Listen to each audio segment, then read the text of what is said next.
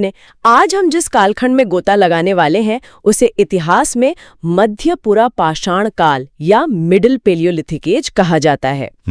जो कि मानव इतिहास का एक बहुत ही महत्वपूर्ण हिस्सा है। बिल्कुल।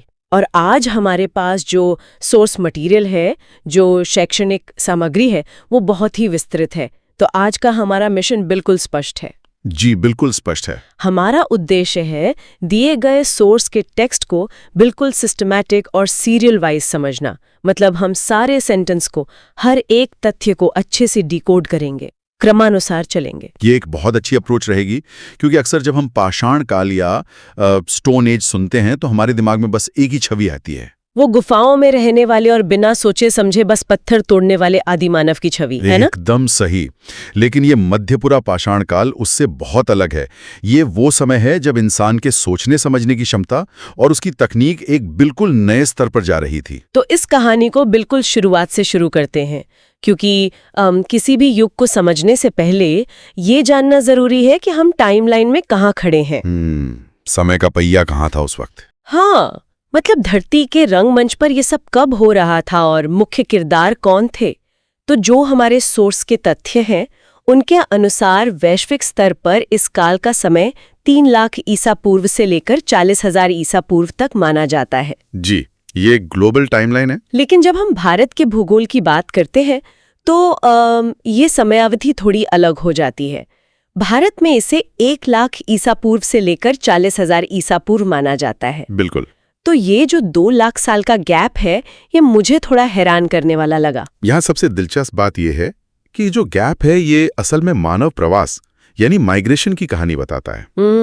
उस समय दुनिया पर मुख्य रूप से नियांडरथाल मानव का प्रभुत्व था। अच्छा, नियांडरथाल। हाँ, वे शारीरिक रूप से बहुत मजबूत थे और यूरेशिया के बड़े हिस्से पर राज कर रहे थे।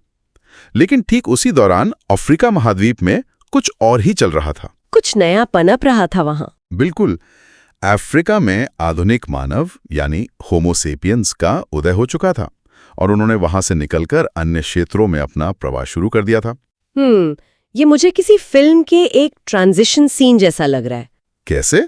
मतलब स्क्रीन पर जो पुराना मुख्य किरदार है यानी नियांडरथाल, वो अभी भी राज कर रहा है, लेकिन फिल्म में एक नए और अधिक उन्नत किरदार की एंट्री हो चुकी है जो होमो सेपियंस है, और वो अपना दायरा तेजी से बढ़ा रहा है। ये बहुत ही सटीक तुलना है और अफ्रीका से निकलकर एशिया और फिर भारतीय उपमहाद्वीप तक पहुंचना कोई छोटा मोटा सफर नहीं था। जाहिर है, हजारों साल लगे होंगे। अफ्रीका में जो बदलाव 3 लाख साल पहले शुरू हुआ वो भारत तक पहुंचते पहुंचते 1 लाख ईसा पूर्व का समय बन गया। भौगोलिक परिस्थितियों और इतने लंबे सफर की वजह से ये अंतर है। तो अब हमारे पास एक ऐसा परिदृश्य है जहां नए इंसान दुनिया में फैल रहे हैं। अब जाहिर सी बात है, जब आप नए और अनजान इलाकों में जा रहे हैं तो आपको जीवित रहने के लिए बेहतर उपकरणों की आवश्यकता तो होगी ही। बिल्कुल। पुराने हथियारों से नए खतरों का सामना नहीं किया जा सकता था। और यहीं से पत्थरों के औजारों में एक बहुत बड़ी तकनीकी क्रांति आती है।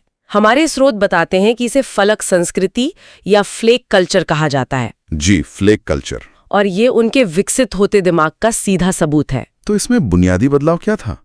मतलब पहले के मानव पत्थर के बड़े और भारी टुकड़ों का इस्तेमाल करते थे जिन्हें कोर कहा जाता है, लेकिन इस काल में उन्होंने उन बड़े पत्थरों की जगह उनसे टूटे हुए पतले फलकों या फ्लेक्स का इस्तेमाल शुरू कर दिया। बिल्कुल। और इन फलकों को निकालने के लिए उन्होंने जिस तकनीक का उपयोग किया उसे लेवलॉइज तकनीक कहते हैं।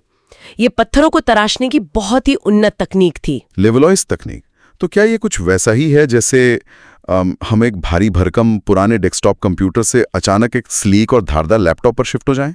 बहुत हद तक वैसा ही है। मतलब अब वे सिर्फ बेतरतीब ढंग से पत्थर नहीं तोड़ रहे थे, बल्कि एक सोची समझी डिजाइन बना रहे थे। और अगर हम इसे व्यापक परिप्रेक्ष्य में देखें तो लेवलॉइज तकनीक को सीधा सा मतलब है कि औजार बनाने से पहले इंसान के दिमाग में उसका एक ब्लूप्रिंट तैयार होता था। ओह, मतलब चोट मारने से पहले ही उन्हें पता होता था कि उन्हें कैसा आकार चाहिए। बिल्कुल। वे पहले एक बड़े पत्थर को सावधानी से छीलकर एक बेस बनाते थे और फिर एक सटीक प्रहार से उसमें से एक परफेक्ट धारदार फ्लेक निकाल लेते थे। ये एब्स्ट्रैक्ट थिंकिंग का सबूत है। ये तो सच में अद्भुत है। और स्रोत के अनुसार उन्होंने इन फ्लेक्स से कई प्रमुख औजार बनाए, जी। जैसे खाल साफ करने के लिए खुरचनी या स्क्रैपर्स, ताकि वो जानवरों की खाल पहन सके। और छेद करने के लिए वेधनी या बोरस बनाए, और सबसे अहम शिकार के लिए भाले के सिरों के रूप में फलक या पॉइंट्स बनाए। जी, ये भाले वाला आविष्कार शिकार के लिए एक बहुत बड़ा गेम चेंजर था। अब उन्हें शिकार के बिल्कुल करीब नहीं जाना पड़ता था। सही बात है। तो अब जब उनके पास ये हाईटेक और धारदार हथियार आ गए थे, तो अब ये देखना महत्वपूर्ण है कि इस फलक संस्कृति के निशान हमारे अपने भौगोलिक क्षेत्र यानी भारत में कहाँ-कहाँ बिखरे पड़े हैं। भारतीय उपमहाद्वीप में इसके साक्ष्य बहुत व्यापक हैं। चलिए सीरियल वाइज देखते हैं। सबसे पहले बात करते हैं महाराष्ट्र के नेवासा की। नेवासा, हमारे स्रोत में इसे इस संस्कृति का प्रारूप स्थल या टाइप साइट कहा गया है। जी हाँ, टाइप साइट। तो ये टाइप साइट का मतलब क्या हुआ? क्या ये उस दौर का कोई स्टैंडर्ड या बेंचमार्क था? आप बिल्कुल सही कह रही हैं। नेवासा को टाइप साइट इसलिए कहा जाता है क्योंकि यहां से मिले औजारों को इस काल का मानक या स्टैंडर्ड मान लिया गया है। जब भी कहीं और ऐसे औजार मिलते हैं तो उनकी तुलना नेवासा के औजारों से की जाती है। अच्छा, समझ गई। इसके बाद मध्य प्रदेश में भीमबेटका का जिक्र आता है, जहां गुफाओं में शैलचित्र और उनके आवास के प्रमाण मिलते हैं। भीमबेटका उनके लिए एक बहुत ही सुरक्षित पनाहगाह थी। और फिर राजस्थान का डिडवाना, जहां से निम्न और मध्य पुरापाषाण काल के औजार एक साथ मिलते हैं। डिडवाना हमें वो क्रमिक विकास दिखाता है कि कैसे उन्होंने पुरानी तकनीक से नई तकनीक की तरफ कदम बढ़ाया। लेकिन इन सब में एक जगह है जिस पर मैं विशेष जोर देना चाहूंगी, उत्तर प्रदेश की बेलन घाटी। यहाँ पुरापाषाण काल के तीनों चरणों के साक्ष्य मिलना थोड़ा हैरान करने वाला है। तीनों चरण एक ही जगह पर। हाँ, तो क्या ये कोई प्राचीन काल का महानगर या प्राइम लोकेशन था जहां पीढ़ियों तक लोग लगातार बसते रहे? मतलब ऐसा क्या खास था वहां जो वे गए ही नहीं? ये एक बहुत ही वाजिब सवाल है। देखिए, बेलन घाटी हो या फिर स्रोत में उल्लिखित नर्मदा घाटी और पाकिस्तान की सोहन घाटी, ये सभी नदियों की घाटियां हैं। अच्छा, नदियां, पानी का स्रोत। बिल्कुल। एक शिकारी संग्राहक के लिए जीवन के सबसे अनुकूल परिस्थितियां नदियों के किनारे ही होती थीं। हाँ, जहां पानी है वहां शिकार खुद चलकर आएगा। इसीलिए ऐसी जगहों पर हमें पीढ़ियों तक निरंतर बसावट के सबूत मिलते हैं। और इस सूची में दक्षिण भारत का अतिरम्पक्कम भी शामिल है। इसका मतलब है कि ये उन्नत तकनीक पूरे भारतीय उपमहाद्वीप में फैल चुकी थी। जी, उत्तर से लेकर दक्षिण तक। तो उन्नत औजार और सुरक्षित आवास तो मिल गए, लेकिन उनका दैनिक जीवन कैसा था? क्या वे सिर्फ शिकार तक सीमित थी या उनके सोचने का तरीका भी बदल रहा था? उनके जीवन को समझने के लिए हमें उस समय की जलवायु देखनी होगी। स्रोत बताता है कि यह काल प्लेस्टोसीन यानी हिमयुग का था। बहुत ज्यादा ठंड। हाँ, लेकिन इस दौरान आर्द्रता या ह्यूमिडिटी में बदलाव आ रहा था। लोग मुख्य रूप से शिकारी और खाद्य संग्राहक थे। यहाँ ये और भी ज्यादा रोचक हो जाता है, क्योंकि स्रोत में एक और बहुत बड़ी बात कही गई है। इस काल में आग का नियंत्रित उपयोग व्यापक हो गया था। ये एक बहुत बड़ी क्रांति थी। बिल्कुल, क्योंकि आग का नियंत्रित उपयोग सिर्फ गर्मी के लिए नहीं था, ये सुरक्षा की गारंटी था, और सबसे बड़ी बात, पकेले भोजन की गारंटी था। पके हुए भोजन ने उन्हें जो अतिरिक्त ऊर्जा दी, उसी ने उनके दिमाग के विकास को और तेज किया। और दिमाग के विकास का सबसे बड़ा सबूत हमें स्रोत के अगले तथ्य में मिलता है। इस काल में मृतकों को दफनाने या बरियल की प्रथा के प्रारंभिक साक्ष्य मिले हैं। ये तो एक बहुत बड़ा भावनात्मक बदलाव है। ये एक महत्वपूर्ण प्रश्न खड़ा करता है। किसी को दफनाना सिर्फ एक भौतिक क्रिया नहीं है।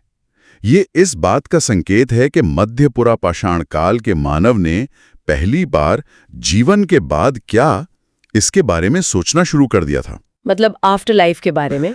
जी, यह सिर्फ भौतिक अस्तित्व से अमूर्त और धार्मिक सोच की ओर मानव जाति का पहला कदम था। ये सच में रोंगटे खड़े कर देने वाला है। तो चलिए, आज हमने इस सोर्स मटेरियल की जो ये व्यवस्थित और क्रमानुसार यात्रा की है, उसे संक्षेप में समेट लेते हैं। बिल्कुल। आज हमने 3 लाख ईसा पूर्व के हिमयुग से शुरू करके निएंडरथॉल और होमोसेपियंस की कहानी जानी। हमने लेवलॉइस तकनीक के उन धारदार औजारों को डिकोड किया, और हमने भारत के प्रमुख स्थलों जैसे नेवासा, भीमबेटका और बेलन घाटी की सैर भी की। हाँ, और अंततः हम आग के नियंत्रित उपयोग और धार्मिक विश्वासों के उदर तक पहुंचे। एक बहुत ही शानदार सफर रहा ये।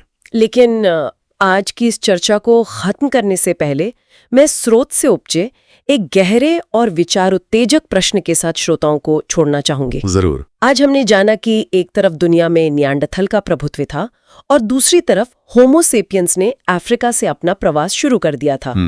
जरा सोचिए, जब ये दोनों अलग अलग प्रजातियां जो दोनों ही आग का उपयोग करना जानती थीं और दोनों के ही पास धारदार हथियार थे, जब वो पहली बार एक दूसरे के आमने सामने आई होंगी तो क्या हुआ होगा? ये तो बहुत ही गहरा सवाल है। क्या उन्होंने एक दूसरे के साथ अपना ज्ञान साझा किया, या फिर वो मानव इतिहास का सबसे पहला महायुद्ध था? इस पर विचार कीजिएगा। सच में सोचने वाली बात है। आज की इस गहन चर्चा में हमारे साथ जुड़ने के लिए धन्यवाद। हम आगे भी ऐसी ही ऐतिहासिक रहस्यों को एक साथ डिकोड करते रहेंगे।